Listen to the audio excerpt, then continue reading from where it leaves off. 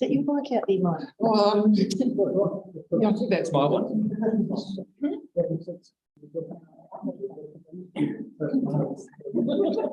I'm just changing sides briefly while we can have them finished.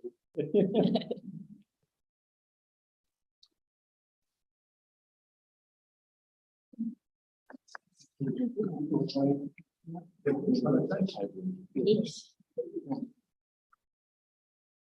That would be a good idea to go on the dinner and sit doubles together.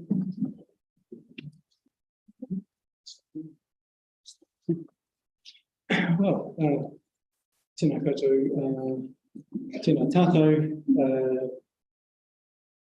Waipapa, Apuri Pōri, ki tēnei kare, te iho o te ora,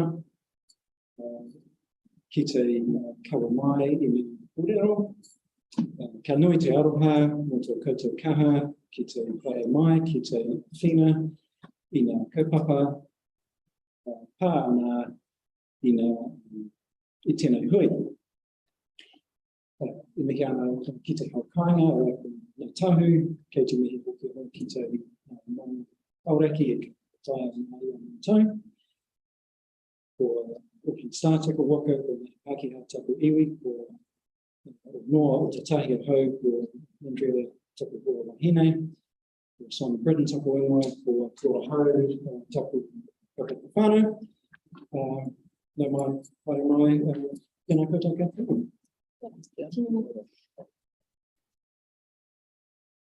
Koe whakata, koe whatamai. Ko heki whina, ko heki whina papa. Ko te kore ka hau mai, ka potaki mai. Ka potaki mai, ka hau mai, ka o katoa. Ki waho, ki roto I tēnei mana. He takato hau ki te whai au, ki te ao mana. Hunge, a tine kia kia koe whanu. Nei mai hoki mai ki wai nuru mātou. Nei mai te tautoke te kaupapa te whai kōrero te waipai tapu. A tēnā koe, ka hako e papu no e o te kōrero. Whakatau mai, mai tina manihiri tuarangi ko haere mai. E tāpatu kua tāpai mai, ka kōko tau, reira ka tuku pakamai uti. Ki te kāinga o awa, mana ki tonga. Ko te tīmana ko kātara taukui, ki wai riri o mātou. E haere mai te tautoko te kaupapa o te Papanui-Innes-Central, ai mai hoki mai ki wai riri o mātou.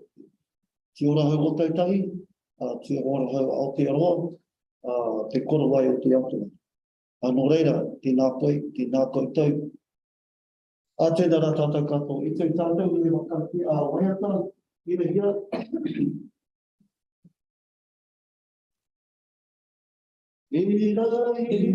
te awiki. Te whakapoi ki te waho. Te atua. Mai ngā honga. O tōna.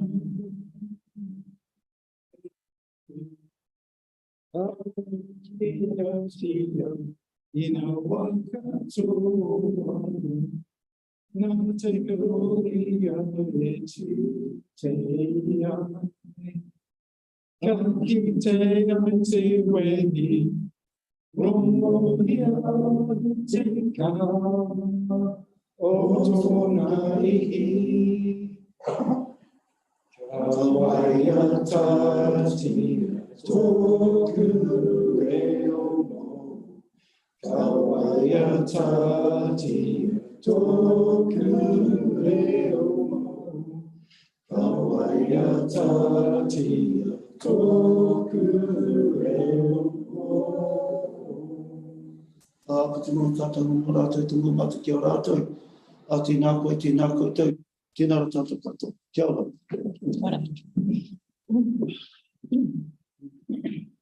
It's handed over to us. I'm just going to change sides. Just going to open the windows too. Tēnā koutou katoa, ko Emma Norris ahau. I'm chair of the Waipapa Papanui-Innes Community Board, and it's really a really great pleasure to be here today, to come into your space and to hear from you. We're really excited about being here. We're going to keep it quite informal, so we'll just invite different groups up to speak to us and hand it over to you and go from there. So first up, we've got the K3 team. Welcome.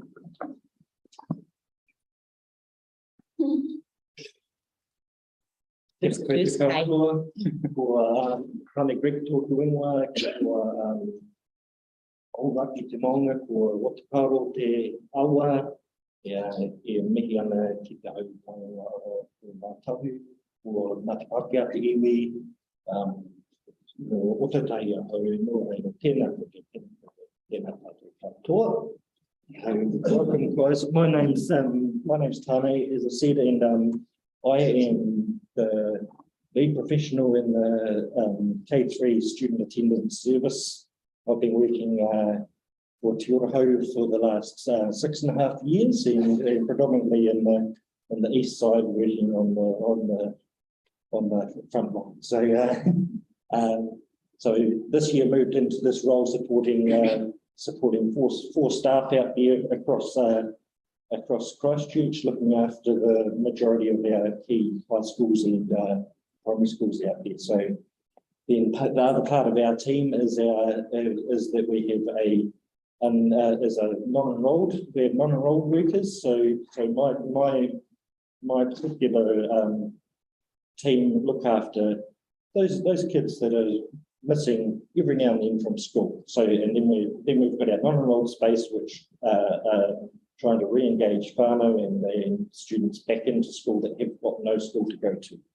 And then the other side we've got, which will be talked about in a minute, is our transitions project, which we've been running this year and gathering some data for MOE. So it's been a interesting journey this year, and over the past few years, and we've done a lot of good work out there in the community, I have to say. But I just wanted to put it out there about Te Orohau, and just a bit of a point of difference from some of our other as a faith-based Māori organisation. We have this wonderful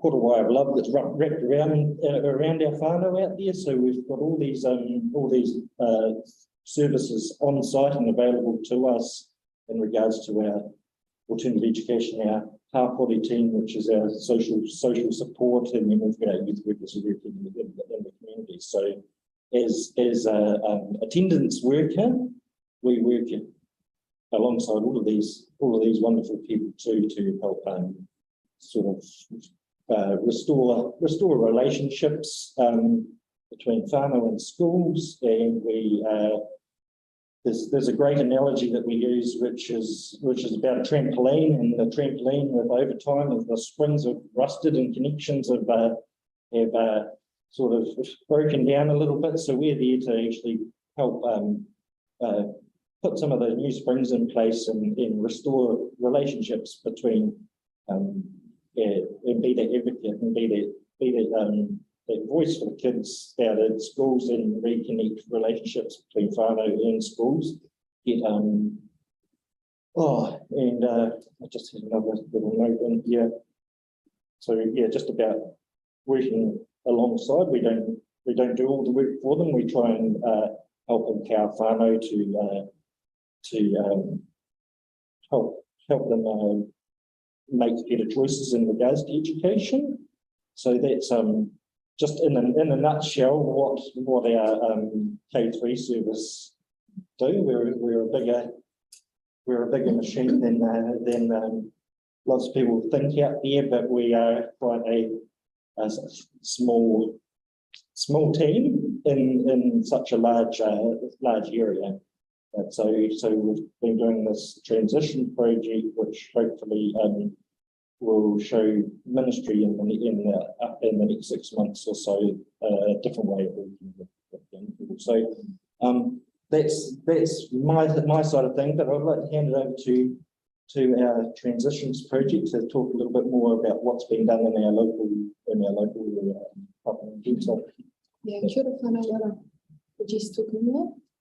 We're pressed for time, so I'll let Millie share a bit of our pilot project.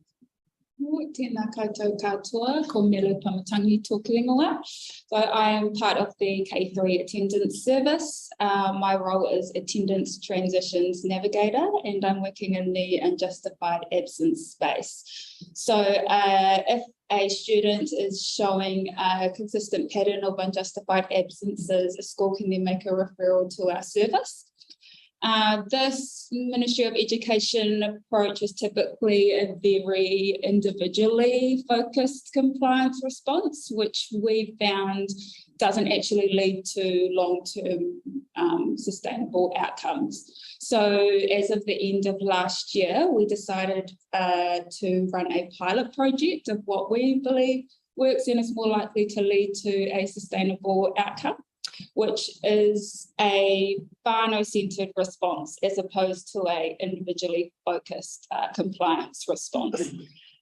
So attendance and engagement rates for Māori and Pacifica students are comparatively lower compared to other students, and our pilot is based on the Know Me, Believe in Me research report, which showed that if a Year 9 student is attending and engaged in education, then they're more likely to remain attending and engaged in Year 11 and beyond. So I work with Year 8 Māori and Pacifica students at Cobham Intermediate, and Jess works with Year 8 Māori and Pacifica students at Casebrook Intermediate, and we journey alongside them in their transition into Year 9 at Burnside, and Jess does Year 9 into Papanui.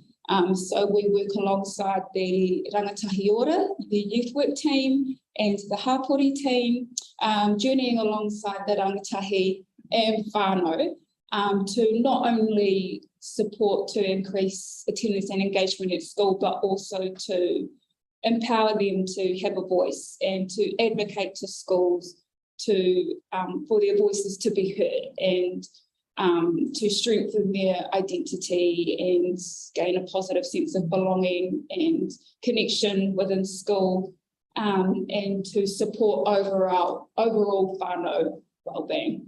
Oh, yeah. Yeah. Hope that makes sense. Any questions? Can I just say, I love the trampoline analogy. That is a great Because one. if a trampoline's all saggy, Yep. it doesn't work. When it's working properly, then you bounce. So That's- you're that's right. resilient. Yeah, And so I've been thinking about that. It's a really good one. I like that. It's fantastic. Obviously, the attendance thing's been in media and government. Yeah. How is that stuff from the government affecting you guys? Is it going to change at all what you do? It's a very good question. So for that is a very good question. So for us, our contract renews later in the year. So how that affects us as such, we would like to see our new approach continuing, and to be recognised from schools in the ministry that the way that they're currently working is not sustainable in the long run. So permitting they can acknowledge this is a more appropriate way to working with our young people in whānau, it will benefit us. So it's a pilot. So how long has it got to run? That's a great question. Oh, we've got It depends on funding. So when we go up in the year, if it renews, we can. But it is getting good results so far. Yeah, so we've engaged the HE research to do an independent evaluation of the research pilot, and obviously we've had lots of barriers this year with COVID and everything, but we've had part 1 of the report done, and so far it's showing good outcomes like with whānau. Overall whānau well-being. Yeah, because people assume sometimes that when the young people don't go to school, it's because of their academic challenges, and it's actually, it's far more than that. And so these types of youth need mentors to help them through those bumpy things in their lives. That's really important, because to keep them there, as you know, is really important so that they go on to other things, otherwise it will help lose them. That's a Yeah, good that's thing really about, crucial work. what, in the unjustified absence in the non-enrolled space is that we can be there just side by side with these young people to, just be there to check in with them and different face to talk to and about what is happening in school so that we can be that advocate and voice with them. So it's hard for some of these young people to speak up and be their own people. They may never have had that before. That's right, yeah. To talk to. So when you said, right, we're going to do it a different way, we're going to do it our way, you obviously would have gone to the government, gone to different organisations and said, we're going to do this. Was it supported right from the word go that you were willing to do something different? So we decided this in-house is how this operated. So we've looked at, for the last 9 years, we've had this contract where it's been, this is the ministry's guidelines, and this is how we need to operate. So we used to work on a 22-day KPI. So the referral would come to us, and as soon as we were in the door, we were expected to be out. And we're like, this isn't working. This is a Band-Aid fix. We're not actually dealing with the symptom of what's behind attendance, because that's not the issue. The attendance isn't the issue. It's what's behind the doors. So when we were going up for tender last year, we're like, this isn't working. We went to the Burnside, Kahuiako, and the one within Papanui. So Waimari and Taranui, and said, we want to do this differently. This is what it entails. And it was those two Kahuiako that agreed, yeah, we need to change. It all started with a conversation with those key schools that we work with. So. With our two clusters. Yeah. What does this look like? What do our whānau within these communities need? So yeah, they were on board, and then Millie and I just built a different system, and yeah, we needed a point. I think we needed a point of difference after doing doing things the same way over a few years. So. Congratulations. thank you. Karen. Nama i nui, so I tō koutou mahi. What have you found to be his biggest challenge and the biggest reward from the program? We probably all have a different take on that, eh? Oh, in regards, specifically in regards to that program? To the program, Yes. to our new one. I would say initially it was COVID. So when we were first starting this in term 4 last year and term 1 this year, it was when all the vaccine mandates had come in. So when we were looking at, a portion of our students were vaccinated and a portion weren't. So that meant anything outside of school grounds, we weren't allowed to use or work with unvaccinated students, which sounds ridiculous. So we had to tailor a response that we found the loophole of if we did everything within school times, it didn't matter. So for me, that was the biggest thing, was the vaccines and then COVID, because when you think a young person can't go to school now if they have a runny nose, they get sent home. Like 2 years ago, we all sent our kids to school with a runny nose, and now it's trying to navigate, are we genuinely unwell or is this just school restrictions? Yeah. I would say the biggest reward is definitely now we're not so restricted with time in working with whānau, and it's been really awesome seeing in this time that we've had with journeying with them from the end of last year up until now, that we've been able to develop genuine organic relationships and just seeing the growth like in whānau, and you see them feeling more empowered and having a voice and having a say in their children's education, whereas previously they didn't. And they couldn't have done that without people like yourselves. And so I think that has been really, really rewarding, and I'm grateful that now we've got time with them, as opposed to the old 22-day KPI where we were in, and then a couple of weeks we were out, and then they get re-referred, oh, we're in again.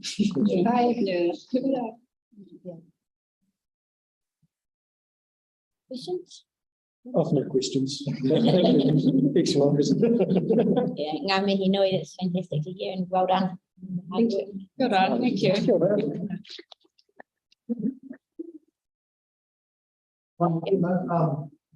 Got a couple of options. I don't know. You want to wait a bit longer? Or you want to jump in now? You want to jump in now? I expect from Hapori to know. You ask from Hapori to us to jump in now. That's for help because she just got dumped on this. Yeah. So mental sort of models. Thank you. And if you don't mind, I'm just quickly reading off a few notes. It's fine. Kia ora koutou, ko Mel Callister whenua. I have been in my role for 3 weeks, so I'm very new. And now I'm speaking to you lovely people, which is awesome.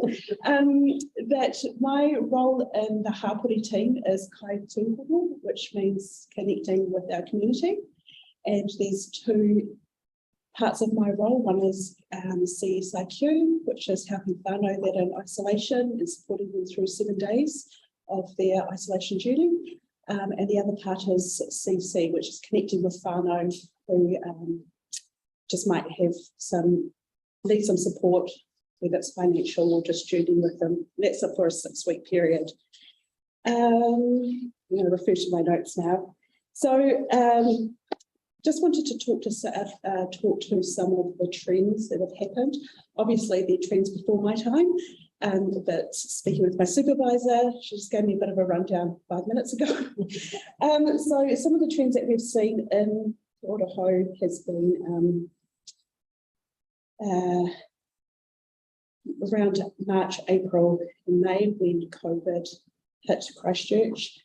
The Hapori team weren't able to, or the CSIQ role weren't able to get into the community and home visits and schools like they were used to.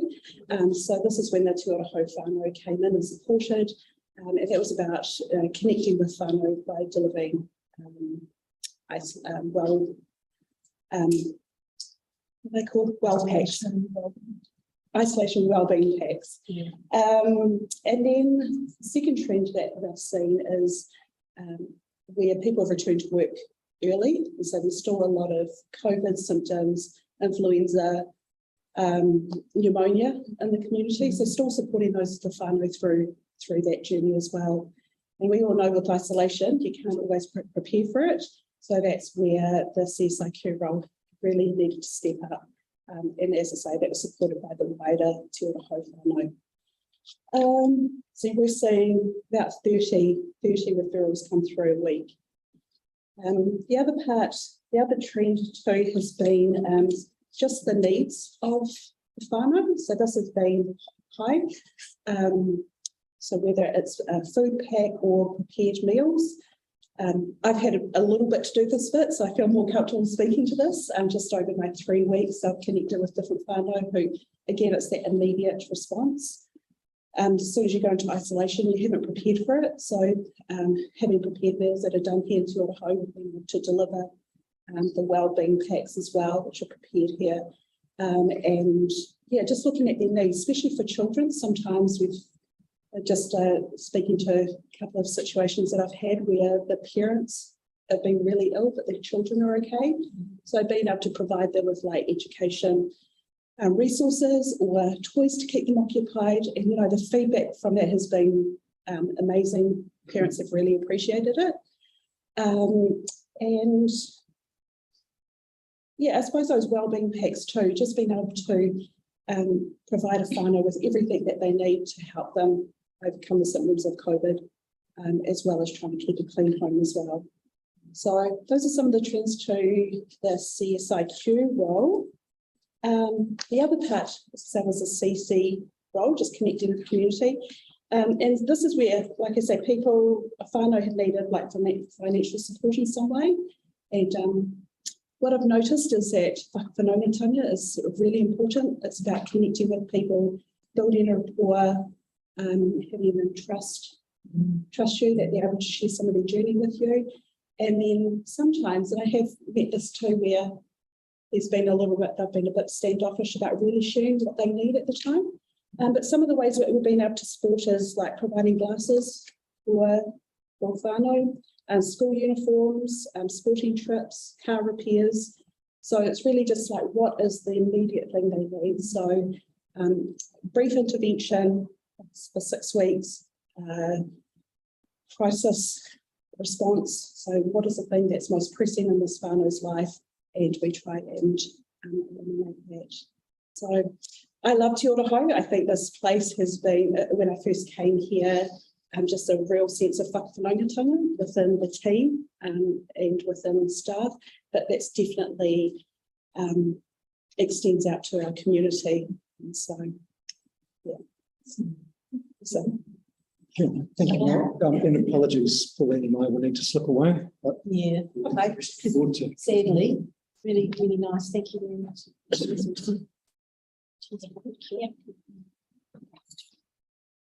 Oh, Pauline. Okay. It's cold out there.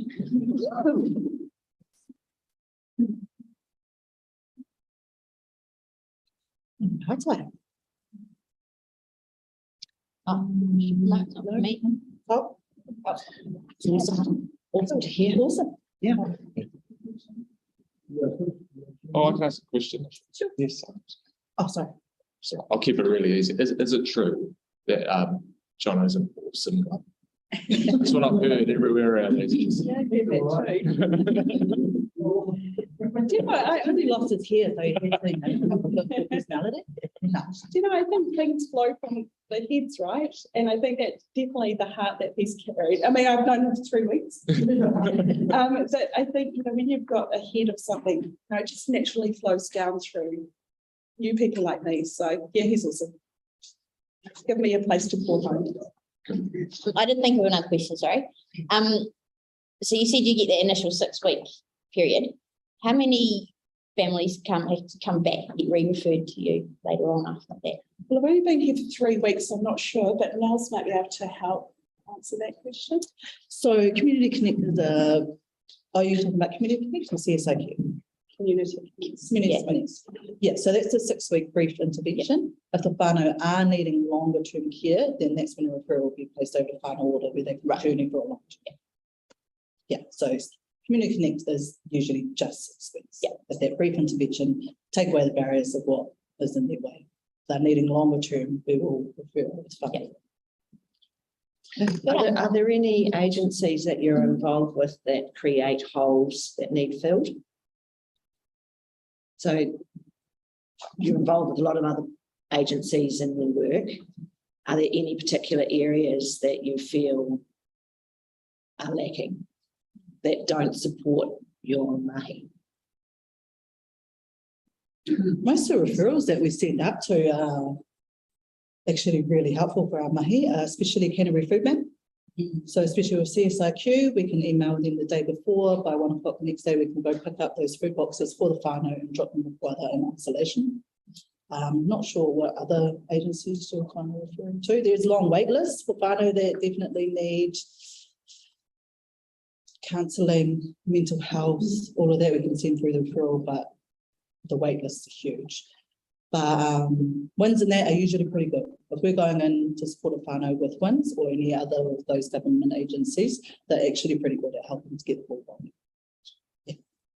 How do we get rid of the waiting lists? Oh, I don't know, drop down student loans, more people can go for study because they can afford it. Yeah. Yeah, a lot of things like that, but getting a lot more PI and Māori into those positions would be really helpful too, where whānau will feel comfortable to go see someone who was slapping. And is that being pushed through the education system? I'm not in education. Do you want us to play Māori now? Or do you want to hear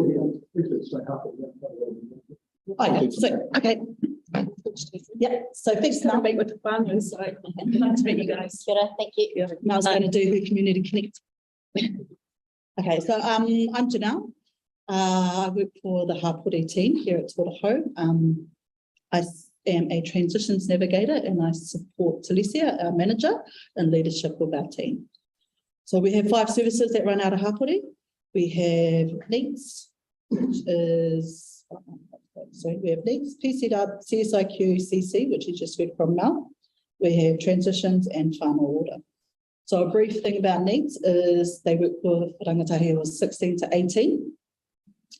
They can journey with them for that whole time. They will actually be speaking soon, so I won't go too much into that. But yeah, that's an awesome service who help rangatahi go back into education, employment or training, licenses, anything that they can journey with them, support them that way. We have PCW, which is a Pegasus community worker. So she is Ange, and she helps vulnerable whānau, predominantly in the northwest is where Hapori tend to work out of as well. Enroll in doctors. So there's a lot of whānau that move down from the north, making sure that they're enrolled in a medical clinic, making sure they can get to their health appointments at the hospital. That can be a taxi trip, whether she takes them for that appointment and she's there as support and api for the whānau. She also works out of 3 quarters. So she works at Kaupapa Whakaora, she works at Papanui and Whānau Tahi. So some of those, especially the Māori ones, are actually quite hard to get into, but she's done an excellent job in getting in there and supporting those rangatahi, and then it extends out to their whānau as well. So that breaks down the barrier of health needs and our whānau accessing their health. CSIQ and CC is supporting whānau in isolation. 7 days, Mel will journey with them. She'll drop off well packs, care packages, which has fix, medicine and sanitizer, all the things that they're going to need for isolation. Yes. Oh, okay. Cough lollies, Panadol, Neuramol, all of that is going to help you get through that 7-day isolation. Also, kids packs filled with crayons, Māori books, colouring, and everything like that to help kids keep entertained during the 7 days. CC is the brief intervention for 6 weeks. So getting whānau out of their emergency crisis situation to a place to empower them to move on to the next step. If they need more, whānau order. Transitions, which is me and another kaimahi Tupesa, we work with o rangatambari ki rangatahi. So these rangatahi, we usually work with from 15 to 21. They're coming out of care, transitioning into adulthood. So our role is to help them basic life skills. A lot of it is housing, so we actually have supported accommodation through transition, which we can get them into their own whare, basically show them how to use the washing machine, how often should you shower, are you getting to your appointments, do you need a doctor's? A lot of them license is a really good one, it helps awhi them, but transitions is definitely rangatahi led, so it's their choice, the choice has been given back to them. So many have been taken away while they were rangatahi. So what we like to do is empower their choice to work with us. They will choose their kaimahi and they will choose what we're going to do with them. Yeah, so we will support them along their goals and their dreams and aspirations. Next, we have whānau order.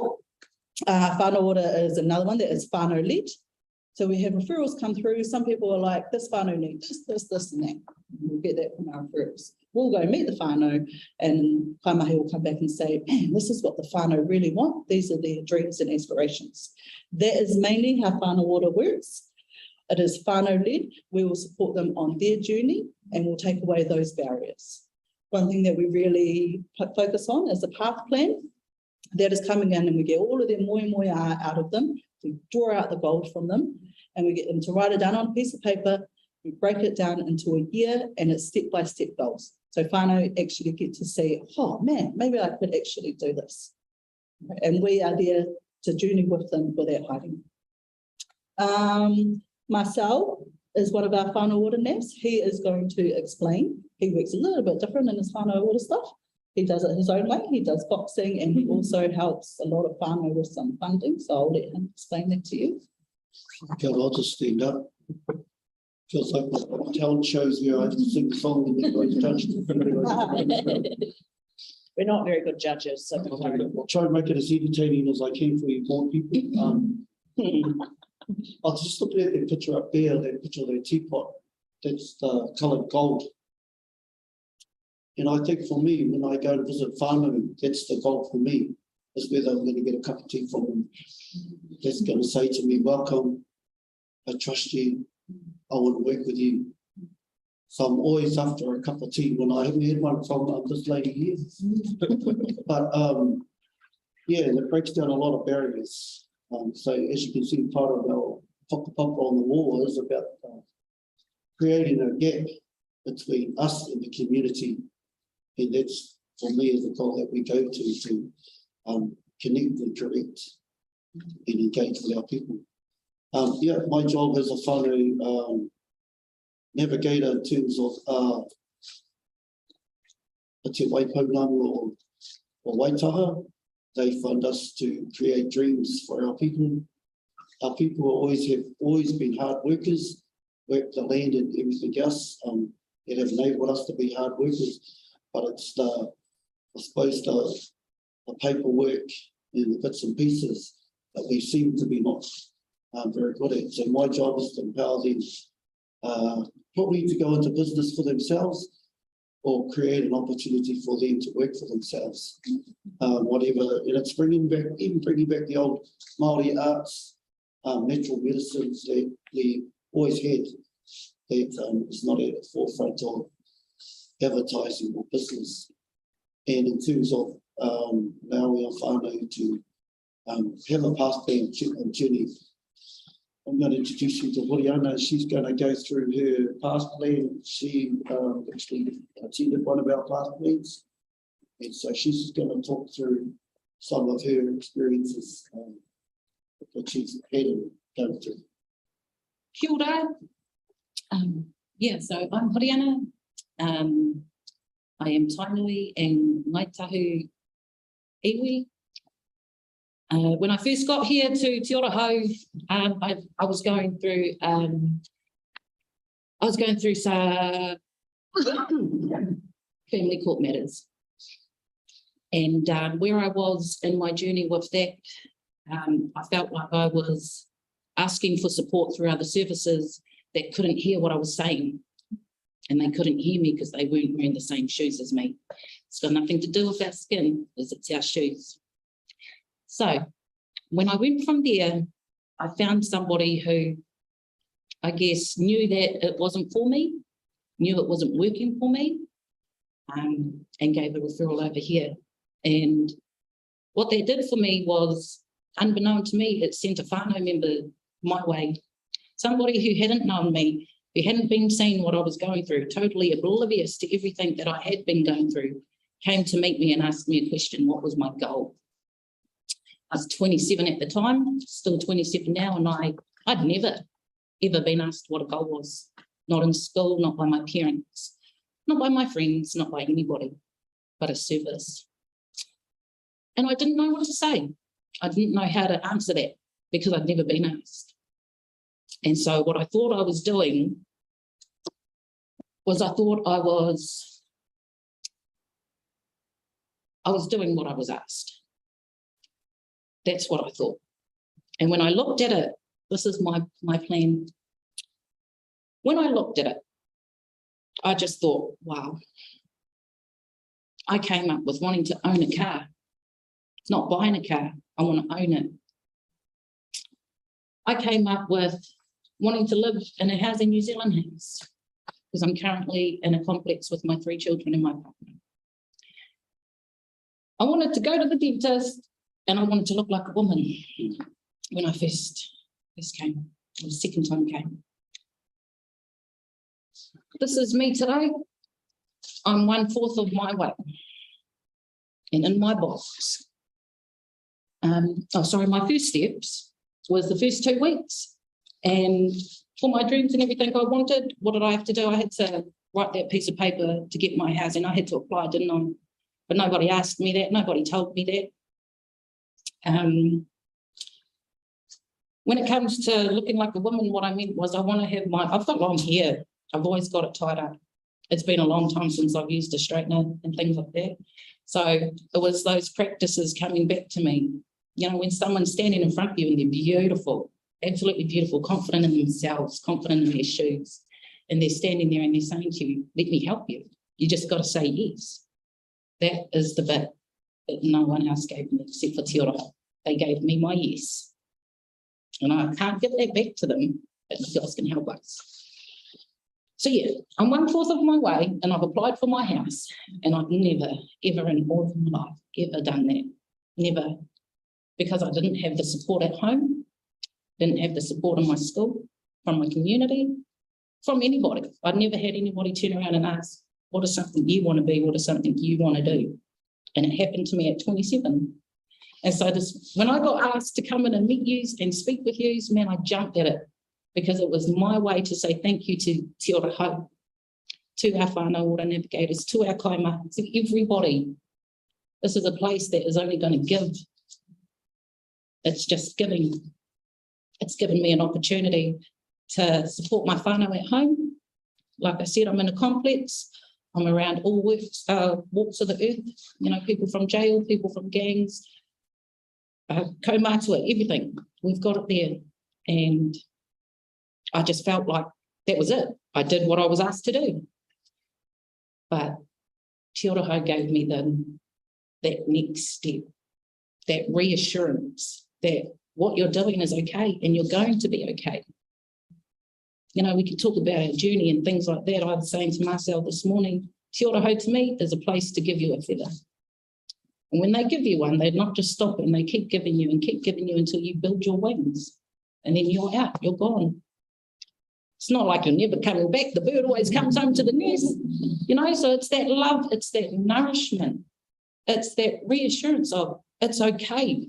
What you're going through is hard at the moment. It's not going to define you. It's not going to stop you. You're stopping you, and we are going to help you. And that's like, I can't even explain. I'm shaking in my body that I can't even explain. I want to yell. I want to jump. I want to be like, sign your whānau up.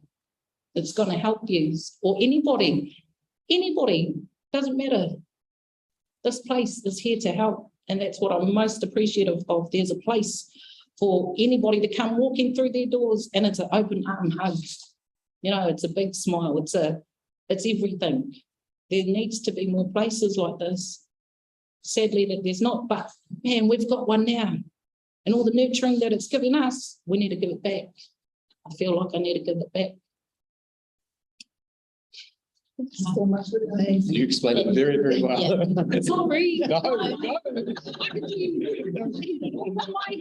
like, man, I need you to understand where I'm coming from, and I appreciate that. I thank you guys for that because I feel heard. Again, It was a very here in Te Ora powerful. Hau. See, that's another feather for me. You guys are giving me more feathers for my wings, and I thank you. We really appreciate you sharing that story and just seeing how empowered you are by what you've been through with these guys. Fantastic. It'll be interesting to see what you do when you get those wings full of feathers. Oh, I'm going to strut. It's that proudness, it's that pride, Like I said, I wanted to look like a lady, and now I've just got 5 more feathers to put onto my wings. So, yeah, that's awesome. Have a feather back, you guys. You deserve it. Thank you. Oh, thank you. You just have to make a cup of tea. I know. I'm so sorry. That's morning I took your coffee too. Thank you so much for that. Thank you. Since Beth, Oh, I think you've said it all. You've You've said it all. if we were judging, you just stole the whole show. One thing, just a trend in Hapori definitely is cost of living. Our whānau don't have enough incomings for their outgoings. So one thing we help with every week is kai, power bills, can be just simple things as clothing, some jackets and things like that. Kai is the main. So people will choose to pay the power bill instead of getting enough groceries for the day. Cost of living is huge for our whānau. Okay. Very good, I thank you.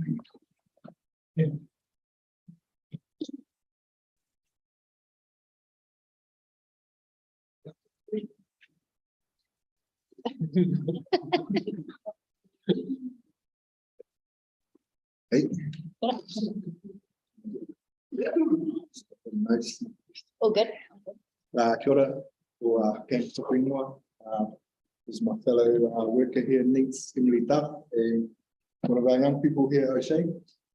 I'm just going to share a little bit about Neats, and then I'll hand it over to these two.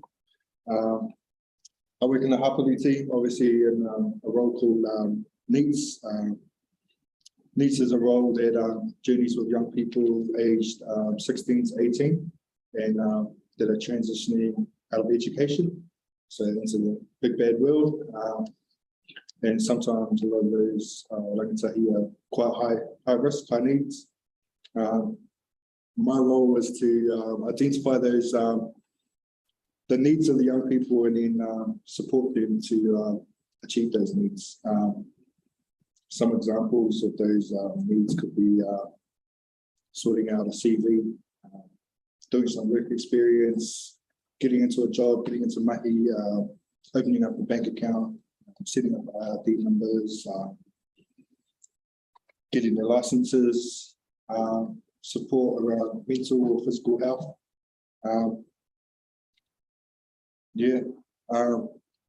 What makes doing needs here at Te Oroho different? Te Oroho is unique, and it's the values in the Te Oroho way that's installed in us. That's what flows down into us, and I feel like that flows into our mahi, into our young people. And it's outward in our mahi into these young people. I'm going to hand it over to Emily. She's just going to talk a little bit about some of the trends there, and then Shay's going to share a bit about what Te Oroho has done for him. Kia ora team. So yeah, my name is Emily and I'm a needs navigator. So I've been in my role for 5 weeks. Before that I was with K3, but as you all know, Simon's a real drama queen to work with. So anyways, so I'm just gonna talk about some trends that we've been seeing recently. One of the bigger ones is a lack of capability from whānau to stay warm over winter. Keeping their rangatahi warm and healthy. So we've combated this with our winter warmer packs, which is just a $500 grant to spend with rangatahi. So we'll go shopping with them. And that's to be spent on whatever winter related items they need and often miss out on. So we found this has been incredibly well received with the cost of living crisis. And so many rangatahi at the moment compromising their comfort and health so that they're fine. Okay, that's in rent. Some examples of things that our rangatahi have bought have been space heaters for their bedrooms, dehumidifiers, hot water bottles, clothes, shoes, jackets, bedding, things that they're able to spend money on without worrying that it's going to go missing from somewhere else. And so this leads me to our next trend of low quality housing. It's mainly rentals that are cold and damp. So whānau are spending an increasing amount of money on rent, still at the lower end of the spectrum for those rental prices. But what they're not paying in rent, they are paying for in heating and power and prolonged illness. So lots of doctor's visits, truancy from school. And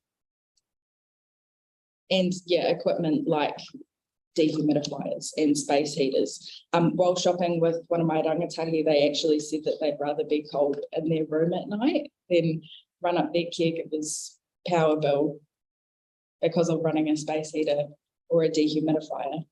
We're also seeing a trend of mental health issues among rangatahi, specifically generalised anxiety or social.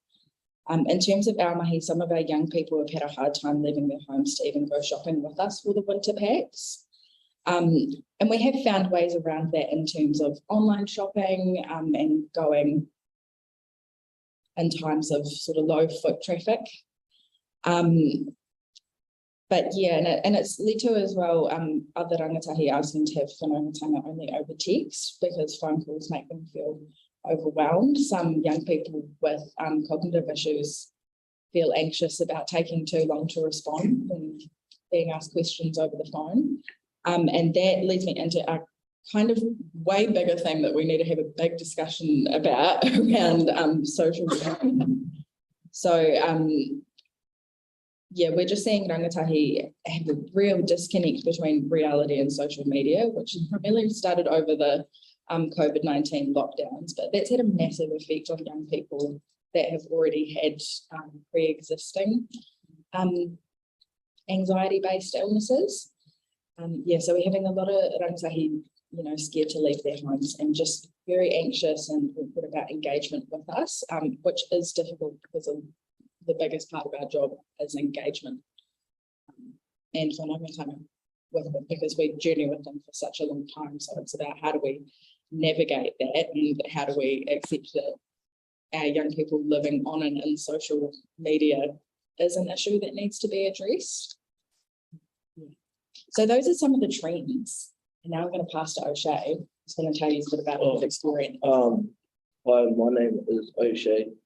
I've been receiving support from Cam for 1 year now. Some of my goals have been to gain my license and achieve my numeracy credits at school. Recently, I passed my license test. I got 35 out of 35. Excellent. I'm now working towards getting my restricted.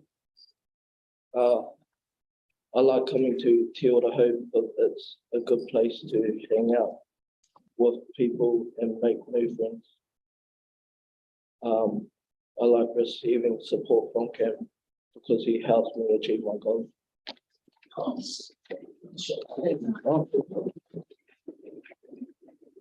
Congrats on the license. Oh, yeah. Awesome. Thank you.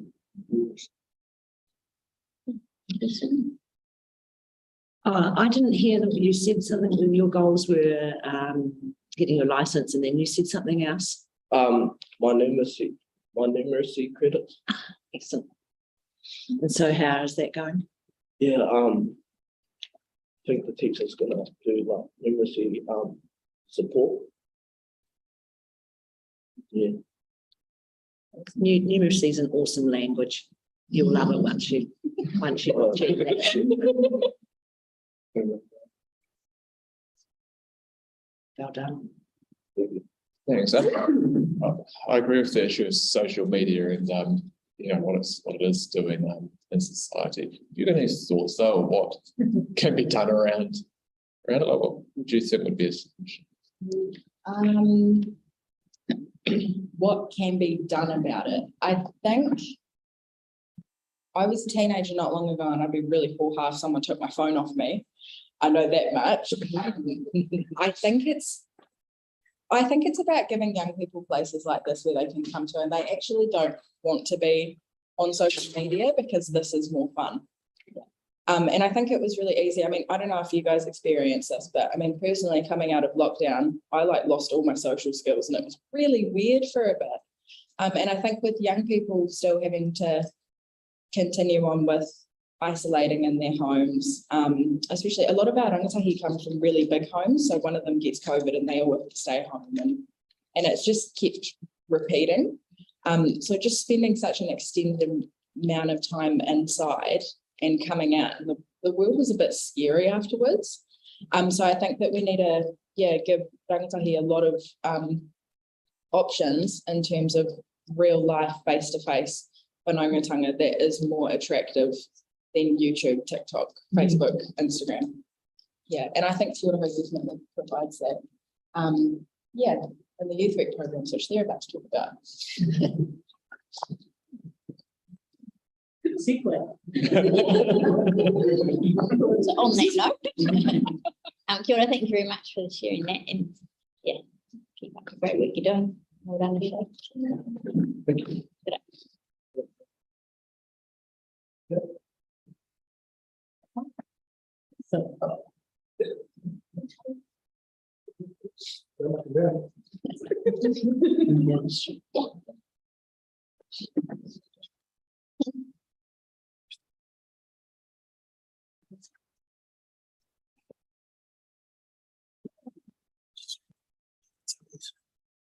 Or you can just start. Kia ora, I'm Caitlin. I started with a young person at Te Ora like 7 years ago in year 9 at Papanui High School. I started doing the after school program first and then moved into clubs. And that was always fun. And then we moved into a leadership program they do here called Whakapakari, and through that program I had a lot of self growth and learned so much about myself and learned that I could do more than I was doing. I was really, really shy and didn't speak to anyone. Or like in front of like an audience.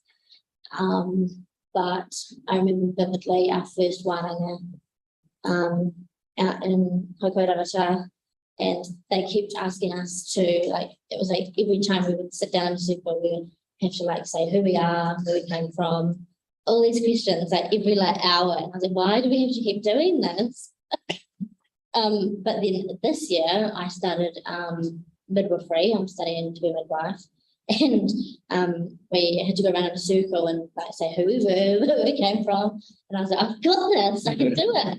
Everyone else was sitting there like, oh, I don't want to speak. And I was like, yeah, it's okay, guys. You can do it. But yeah, that was when I was like, oh, I did actually carry something on from here. And then also being like immersed in Te Ao Māori and living in tikana and stuff like that. Really helped me now as well with like going on week-long wānangas, and like my first wānanga with you guys, I was like terrified, and now I just like, you know what to do. And everyone else was really nervous for like the full process at the start of this year. All of my midwife friends, and I was like, no guys, it's fine. You don't need to be scared. But yeah, I think that's one of the biggest things. And then one of the other biggest things is the strengths binders we did in whakapakari, learning our top 5 strengths and being coached on how to use our top 5 strengths to like the best of our ability. Because I always thought having empathy was like a weakness, and I carried so much. And then I'm learning how to use that like good and not have to carry everyone else's problems. But yeah, it's basically my journey. Yeah.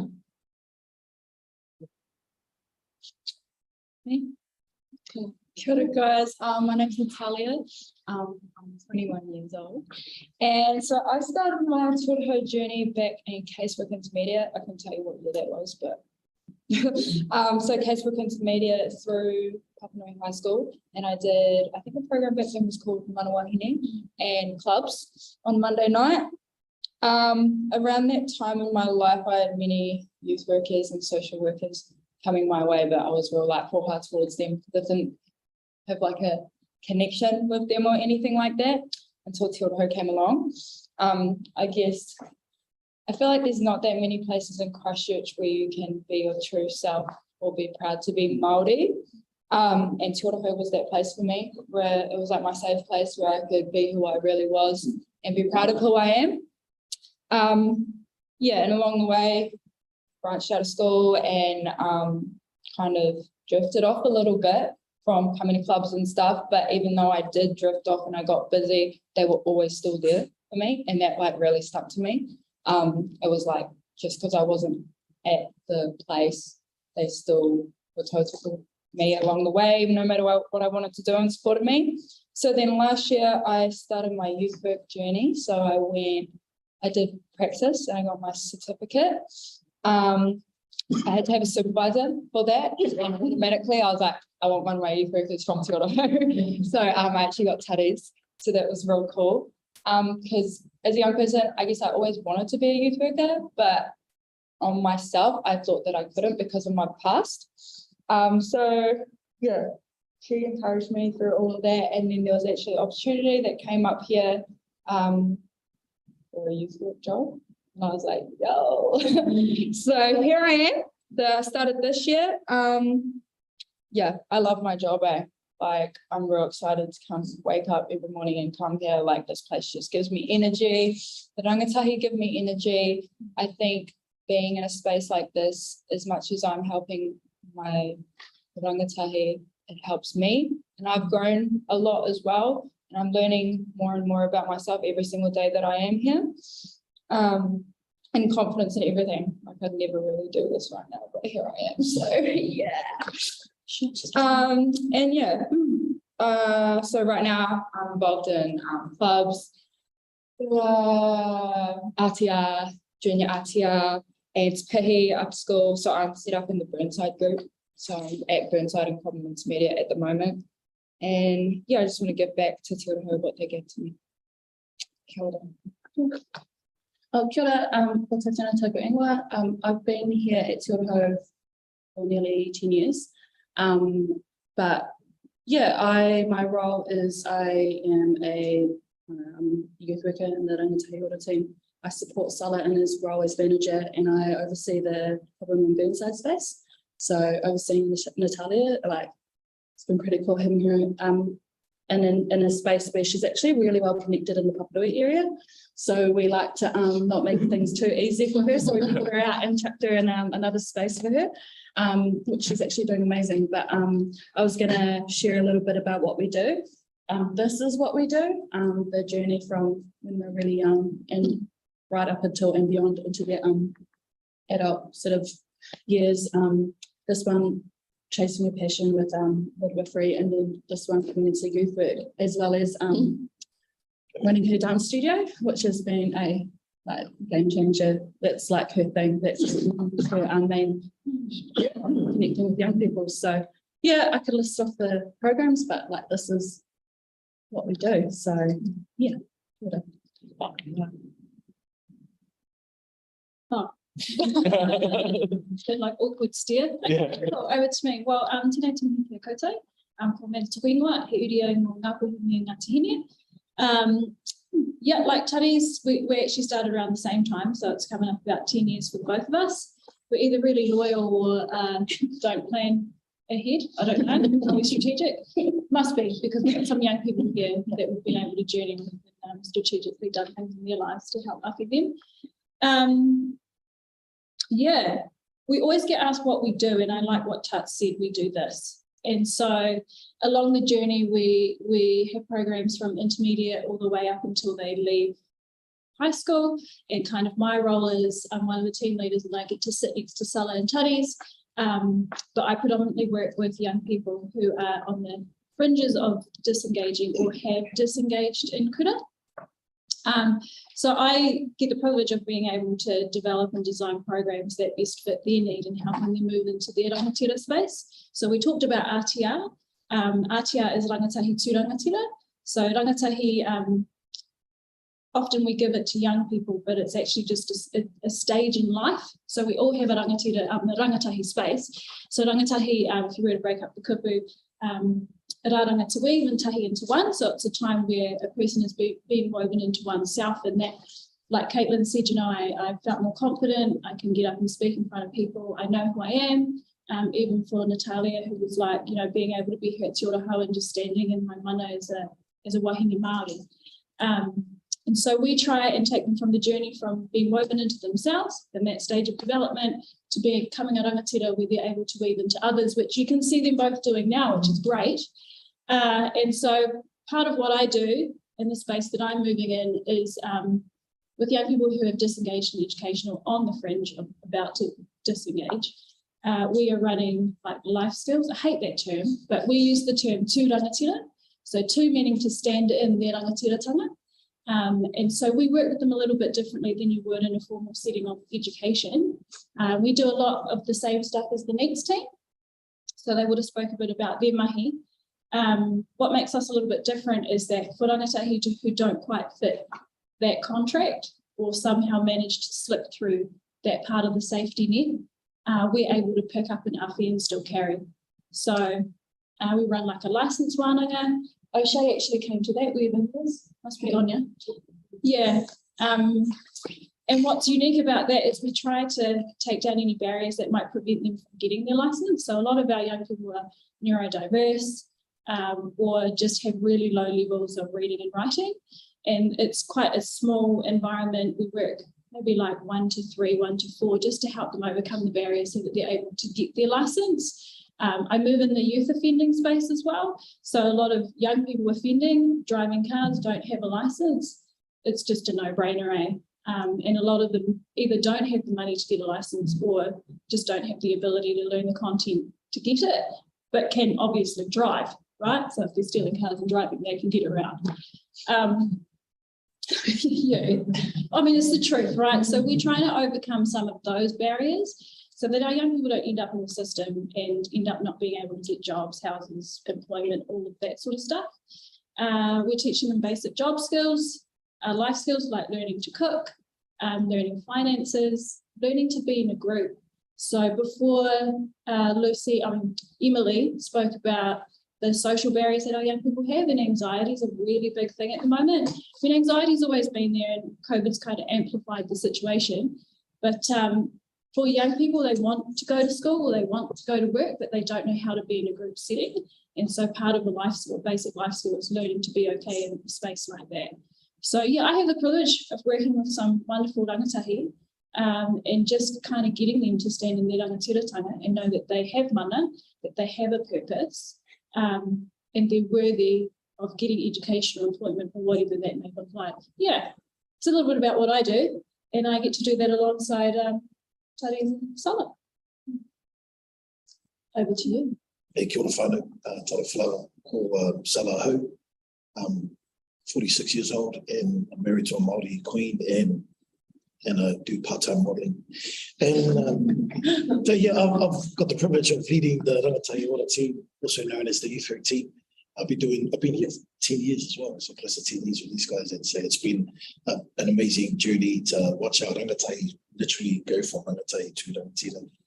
I think a lot of our challenges as of late, probably in the last 4 or 5 years, will be able to maintain and retain good youth workers. A lot of the mahi, the fruit is in the pudding, but as that carries on, with inflation happening and COVID, pretty much exposing how fragile our humanity is at the moment, we're starting to see that there's just a lack of resilience and probably a high level of entitlement with a lot of people, and just wondering, okay, maybe this is not really, for me. Even though we really outwork all our generosity, we do, we work with the small of an oily rag because of our belief and our love for our rangatahi, but for how long? And it's now less attractive because of inflation to bring in some really good youth workers. And we've stood against government for so long and try to communicate with youth voice about the value that we bring to society. And yet a lot of youth workers throughout Aotearoa are still overworked, still underpaid. And in fact, a lot of them are undertrained. And so I think that's probably one of the main barriers for me as a manager, trying to give our rangatahi the best when we can't retain or bring in the best.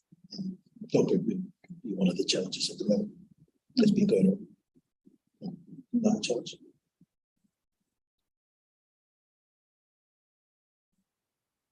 Maybe you have any questions for us? Thanks for this, and obviously there's a lot of experience. So I guess one of the things, like you've touched on COVID, but being here like for over 10 years, therefore you've been here, I guess, in the post-earthquake era as well. And so did you see a change in some of the new kids coming in because that are growing up a little bit more in that earthquake post-disaster? Hugely. Like, I think in the last 10 years we've been here, some of the biggest challenges we've had, like neurodiversity. We've got a lot of young people who are on the spectrum, dyslexic, like big gaps in their learning. And their social interactions are not happening like in a really healthy way. I mean, so there's social media, and there's a lot of things that have changed in the last 10 years that would have been doing this, right? But definite changes in young people. Like it's not like it was 10 years ago when we first started. A lot of young people, like even in the stuff that we created a space for rainbow youth, and there's been a huge rise in lots of young people leaving school because of identity issues. And I don't know, maybe it just comes down to, with all that trauma, there just hasn't been a lot of face-to-face or a lot of things maybe happening in the communities that have encouraged good ways to like process and deal and heal from. I mean, we've had the earthquakes, we've had the mass shooting, we've had COVID, right? So a very big difference. Yeah. What would you say? Yeah, I don't. We're almost at the point, like, you know, our door is open, but we are not, we're trained in positive youth development, but I'm not trained in to teach somebody who's on the spectrum. Do you know what I mean? And it's not like I don't want people who are neurodiverse to come to our programs, but it has become a little bit harder. And I suppose that's where it comes down to. I mean, we could talk about how we can't retain youth workers because of the pay gaps, but when your mahi now requires you to kind of to fill a gap as well, it's become a little bit more difficult. We have to be a little bit more creative in the way that we engage with our young people. And I would assume it's the same for schools, right? Like if young people are leaving schools because of that, the training or, you know, it's just not there. In the schools and the organisations that you work with and partner with, are you seeing that they are taking on your methods and your values? So are you making changes that are bigger than what goes on here? Are you seeing that it's being picked up in the wider community, your work, and supported? That's a good question. I think Burnside, they're kind of leading the way in regards to how they are able to connect well with their Pasifika and Māori kids. Papanui, there's much more of a need. And so we started a couple of years ago an intentional relationship between Te Orohau and Papanui and creating a space to upskill our teachers and how to work with, especially with the Pasifika rangatahi, because the statistics in regards to their absentee and just their behaviour was just shocking. And at the end of the day, it's because teachers didn't know how to connect with our young people. And so we, for the last 2 years, have been working in upskilling their main teachers. And there's been a rise in attendance and much better connection with the rangatahi as well as with the teachers. And all we did was just create a space for our rangatahi to stand, and they just told the truth. And yeah, a high percentage of them were quite shocked, thinking that, oh man, I thought I was doing a good job, but you know, the truth hurts. And they did something about it. So we really praise the leadership of the new faculty staff to bring us in, and we're starting to see the fruits of it. So yeah. Yeah, because as a council, I mean, at the time of the earthquake, there was no relationship with Ngāi Tahu or anything. So there has been a huge change in our organisation that we're involved in to improving, our relationships with everybody in the community as well. So if I look at Christchurch, what a huge learning curve we've all had in the last 10 years, and it's great to hear what you guys are doing, and you're involved in you're involving yourselves in that leadership to the wider community. And I mean, thanks. Yeah, well, I think the biggest desire for us as Te Orohau is to make sure that when our rangatahi go into spaces like Papanui High School or any school, is that they don't feel like they're just a token part of the school. So they we need you when we've got a pūwhiri for you in the door wires and stuff, and then you can go back into your corner.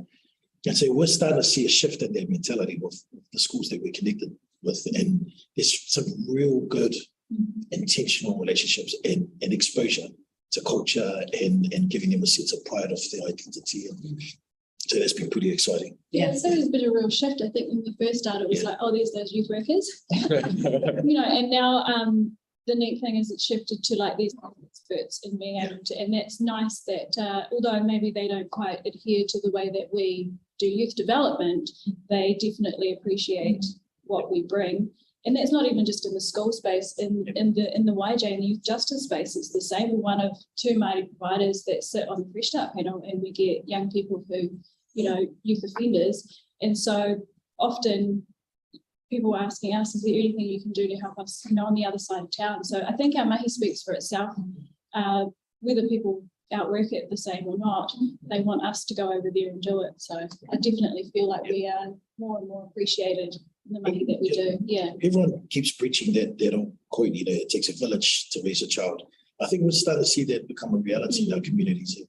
It's, we're really creating spaces for youth voice. And this one, well, you're a part of what for Te Orohau now? It's that little council thing that you guys are doing. Yeah. Well, then it's like a community development program, but we changed the name. It's now northwest rangatahi Ropo, and we like put our ideas together, and we're trying to figure out a project at the moment to start on, but I'm chairperson of that, and I would have never done that. So did you hear that? So she's the chairperson, the person that wouldn't even speak to anyone, let alone a mouse. And now she's the chairperson. I'm just putting it up. Well, I was just going to say, I remember you coming Yeah, to our board years ago, and you could tell back then you were shy and a bit nervous about it all. And just seeing you today, it was the first ever thing I did. Yeah, and then I did polyphony like 2 years ago, and did I emceed polyphony and did a speech when I like talking to people.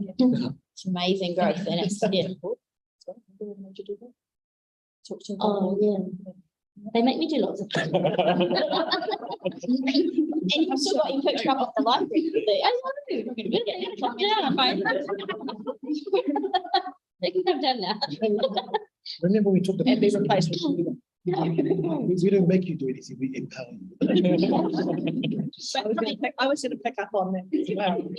Yeah, it's obviously a testament to what you guys are doing. These two just amazing journeys where you've come.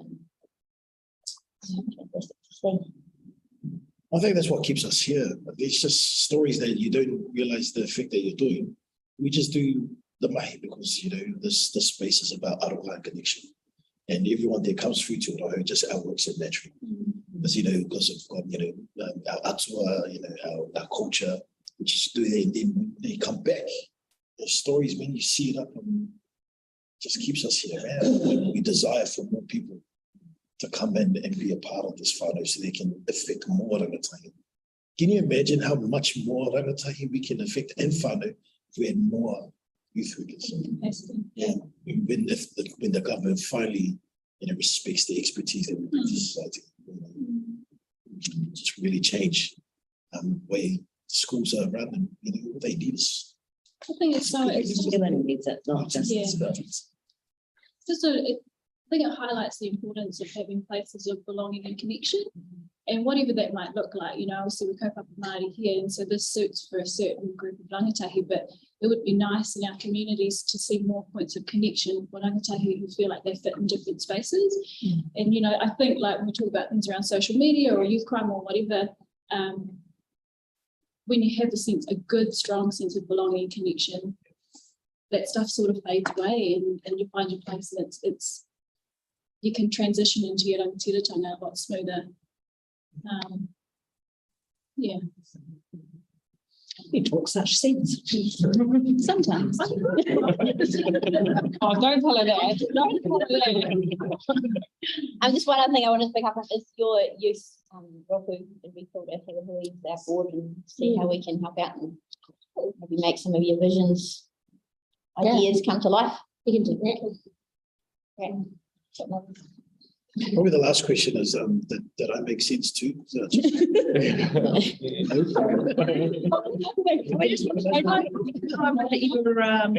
Your career in modelling. You're 5 on Instagram. Just you, or is it wider community as well? It's more international. Have you seen this person? No, thanks. Thank you. Appreciate it. I hear you doing so much. Well done.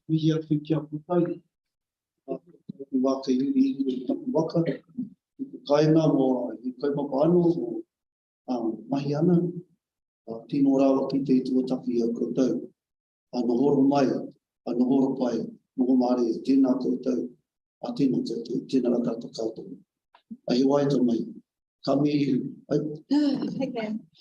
I mean, yay! Kame ai, ko awa te mua, ko awa te pona, ko awa te ora, e kōrero o te tahi tangata. E haere a ke aue, ki te matua, ki te kaore aueha.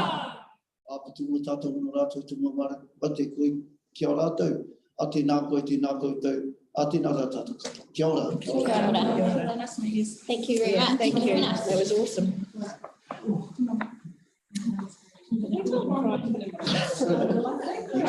What leads our hefty.